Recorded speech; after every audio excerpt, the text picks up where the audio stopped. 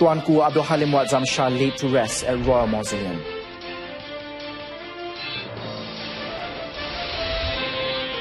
Environmental education to be introduced in schools nationwide.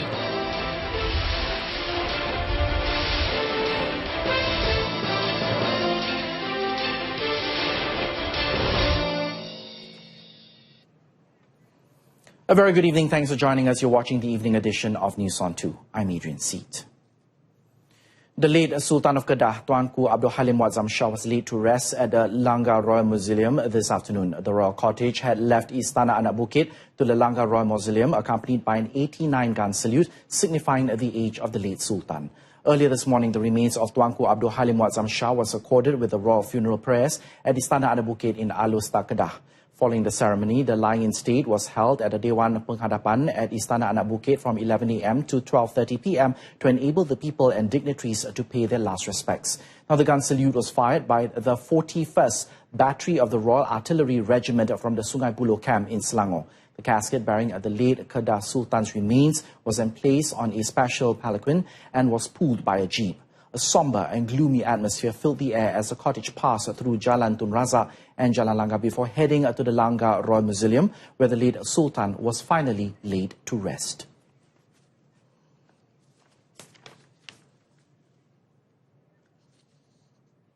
Now, the Raja Muda of Kedah, Tunku Salihuddin Ibni Almarhum Sultan Badli Shah, has been announced as the 29th Sultan of Kedah to succeed his elder brother, Sultan Abdul Halim, who passed away yesterday. The proclamation by the new Sultan was read out by the Kedah Menteri Besar, Datuk Sri Ahmad Bacha Mat Hanifah, at Istana Anak Bukit, in keeping with the decision of the Royal Council of Ascension. Tunku Salihuddin was born in Alor Star on April the 30th of 1942. He received his early education at Alor Merah Malay School before continuing his studies at Sultan Abdul Hamid College in Alor Setar. After completing his senior Cambridge examinations, Tunku Salihuddin temporarily taught at Sekolah Menengah Iskandar in Alor Star in 1962 before enrolling in cadet training at the Indian Military Academy in Dehradun from 1962 to 1963. In February of 1964, he was commissioned as a lieutenant and stationed with the 2nd Battalion of the Royal Malay Regiment and was later promoted to the rank of colonel. Tunku Salihuddin was proclaimed as Raja Muda of Kedah on December the 15th of 2016, replacing Tunku Abdul Malik, who passed away of natural causes. Tunku Salihuddin married Tengku Maliha Tengku Arif on November the 26th of 1965 and are blessed with 2 sons. Deputy Prime Minister Datuk Sri Dr. Ahmad Zahid Hamidi described the late Sultan of Kedah, Sultan Abdul Halim Muazzam, as a leader whose heart laid with the people, apart from being an exemplary leader with high self-discipline.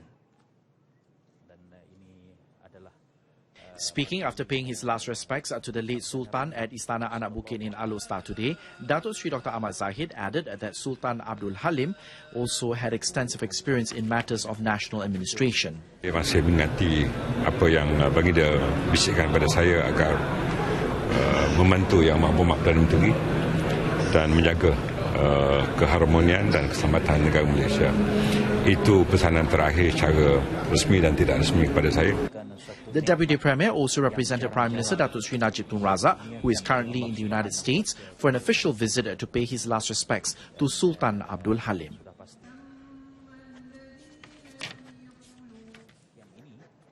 Several cabinet ministers who were met after paying their last respects to Sultan Abdul Halim also described the late Sultan as a friendly and caring ruler who was always punctual. Both traits, amongst others, have won him the love and respect of the people, to which his passing will leave a great mark on not only the people in Kedah but also throughout the country. Saya cukup sedih kerana rapat, bukan saja saya tetapi seluruh ATM rapat dengan Tuanku. Jadi kepemergian Tuanku memang susah nak kita gambarkan, tetapi alhamdulillah Saya tengok ke bawah di permaisuri dan sebagainya, keluarga tabah, reda, dan kita akan terus doakan bahawa tuanku sentiasa dipelihara dan dirahmati, insyaAllah. Tuanku adalah seorang contoh pemimpin, bapa, ketua, dan seorang yang memenuhi tanggungjawab sebagai seorang raja pemerintah. Jadi kepada Kedah, rakyat Kedah secara keseluruhannya, pemergian tuanku adalah satu kehilangan yang sangat-sangat dirasai. Meanwhile, former Kedah Chief Minister Tan Sri Sanusi Junid said the late Sultan of Kedah, who was an avid football and golf fan, was always dedicated and committed in performing his obligations as a leader for the benefit of the people. Tuanku waktu itu menitik air mata. Dia sayang bola sepak, tapi dia lebih sayang kepada agama. Jadi tuanku memutuskan, Sanusi, batalkanlah bola sepak ini, bagi ke rumah anak yatim. Tapi jangan beritahu saya setuju. Bermakna saya bertanggungjawab atas keputusan itu, jadi ramai orang marah saya. Sebenarnya saya buat kerja itu kerana saya dengan tuanku berpendapat bahawa ini ibadat.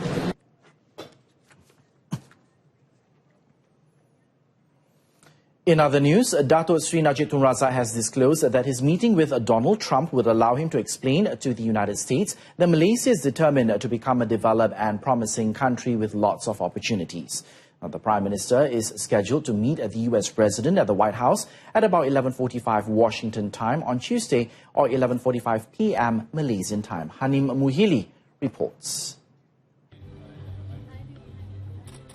Elaborating on his meeting with the US President, Datuk Sri Najib said the country had shown consistent growth with the last quarter figures at 5.4%. The Premier stressed that Malaysia has a value proposition for the United States that is mutually beneficial for both countries.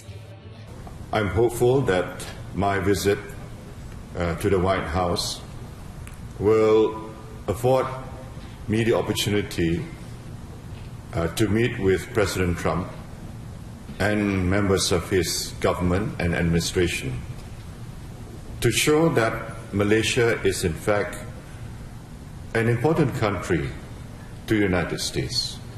We bring to the table a great deal of value proposition. We're not here to come to ask for money from the United States. We come here as a rising star, a country that is successful and growing and determined to succeed and to be the ranks of the top 20 nations in the world by the year 2050. Datuk Sri Najib is on a 3-day working trip to the US on Trump's invitation. He is the second Southeast Asian leader to be invited by the US President to the White House since the latter took office. Personally, the Prime Minister, I hope, will bring up that the TPP is important. And that that it is important to the US in the region. It's important to and the US has to be engaged because without the TPP, the economic dimension is going to be very thin, and we can't concentrate on security only. It has to be very well-rounded. So we hope that, like all the other leaders that have been disappointed, that somehow, that somehow. It may not happen, but maybe something else, maybe a bilateral FTA. There has been another way of engaging Malaysia. Harapan saya ialah kalau dapat diberi penekanan dalam bidang pendidikan, mungkin saya tak pastilah macam mana itu akan diutarakan kepada Presiden Trump, tapi setiap tahun kita dilihat perkembangan dari segi hubungan diplomatik. Apa kita nampak Ambassador Kamala di Malaysia tu, dia tekankan bahawa Malaysia tak lama lagi tak perlu pun visa untuk pergi ke US. So itu salah satu aspek yang perlu ditekankan lah. even back in the day when I served there, I was assistant commercial attaché, and I used to tell people from Washington that, Malaysia could be one of the biggest trading partners for the United States. And at that time, people would just laugh. How can that be possible? And yet today, Malaysia has become one of those key trading partners. For the meetings tomorrow, I think that that relationship can be solidified. I think President Trump probably does not know that much about Malaysia to start with. This is a perfect opportunity to tell him a little bit more about what Malaysia is and can be, and to really show how the Malaysian people and the American people have so much in common. Despite the US being 30 times larger than Malaysia in terms of land size, Malaysia is the US's 18th largest trading partner, while the US is Malaysia's third. Meanwhile, in an article written by Datuk Sri Najib published by a top US political website, The Hill, the Premier noted that the enemy of the US, those who blaspheme against the religion of a majority of Malaysians by claiming that terrorism is Islamic, is Malaysia's enemy too. The Prime Minister also said Malaysia will stand shoulder to shoulder with America on the vital mission to eliminate terror groups whose acts sicken all of civilized humanity. Hanim Muhili, Washington. Thank you, Hanim. A new subject on environmental education will be introduced at all schools nationwide in 2 years' time. Natural Resources and Environment Minister Datuk Sri Dr. Wan Junaidi Tuanku Jaafar says his ministry is currently discussing the proposal with the Education Ministry before it is tabled to the Cabinet early next year. Datuk Sri Dr. Wan Junaidi said the Education Ministry welcomed the proposal positively and hope that the subject will be introduced not only in schools but also at the university level. Sebenarnya kita nak rancang daripada kindergarten pun kita ada. Secara yang kindergarten kita mungkin buat buku pamphlet untuk budak-budak melihat binatang-binatang umpamanya macam mana menyintai binatang, menyintai alam sekitar. Begitu. Jadi kita perkenalkan daripada awal lagi. Datuk Sri Wan Junaidi said this to reporters after attending an ASEAN dialogue as one of the panels during the ongoing 2017 Bangkok Dialogue in Ipoh, Perak today. He said the subject is introduced to address issues like environmental pollution and the importance of sustainable development.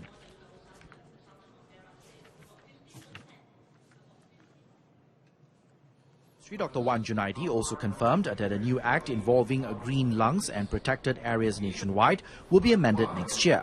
The law is set to ensure that these locations are placed under the same act and continue to be preserved. Apart from Taman Tugu, amongst other green lungs identified to be protected under the same proposed amendment are Pulau Tikus or Fossil Island, Kilim Geopark and the Drop Stone in Langkawi. Ini saya kata sepatutnya di bawah undang-undang yang sama. Jadi undang-undang ini diperbesarkan skopnya untuk apa-apa saja kemungkinan tempat-tempat yang tidak termasuk dalam apa dikatakan undang-undang warisan, akta warisan akan kita masukkan di bawah undang-undang ini, di bawah pentadbiran. Kita belum buat keputusan lagi sama di bawah Perdana Menteri ataupun diletak di bawah Kementerian Sumber Asli dan Alam Sekitar.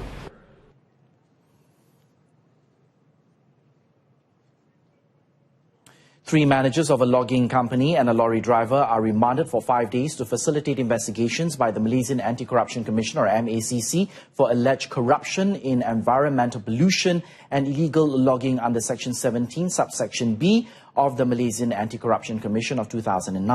Now, the remand order was given by the Senior Assistant Registrar of the Kuala Terengganu Court today.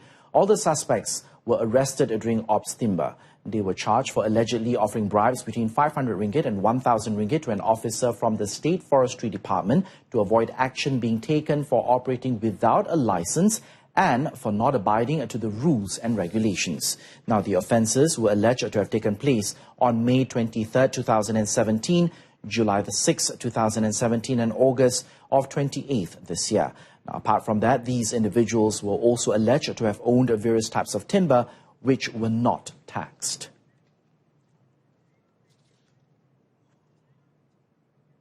A man was killed when he lost control of his car and skidded off the road before hitting a road divider at Lima Kedai Toll Plaza on the Second Link Expressway near Galampata in Johor yesterday. The victim, Chong Yu Sheng, 26, died on the spot due to severe injuries on the head and body after he was trapped inside the car. Iskandar Putri Police Chief ACP Nur Hashim Muhammad said the accident happened around 11:15 p.m. when the victim was on his way from Gelang Patah to Senai.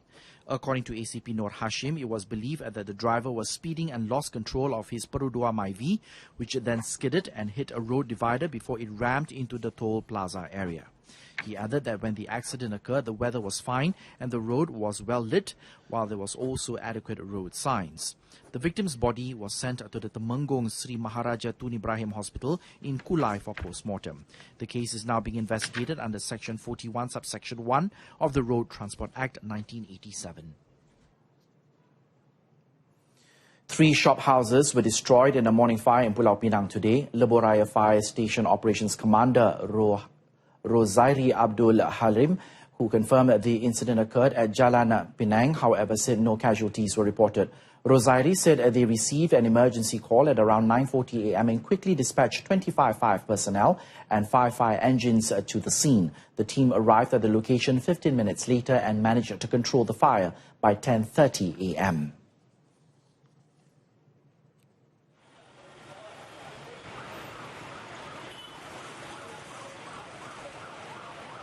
Keadaan kemerebakan api berlaku dengan cepat disebabkan melibatkan bangunan struktur kayu juga di bahagian dalaman dan juga dengan kesesakan lalu lintas yang ada mungkin menyukarkan sikit kita untuk melawan kebakaran secepat yang boleh.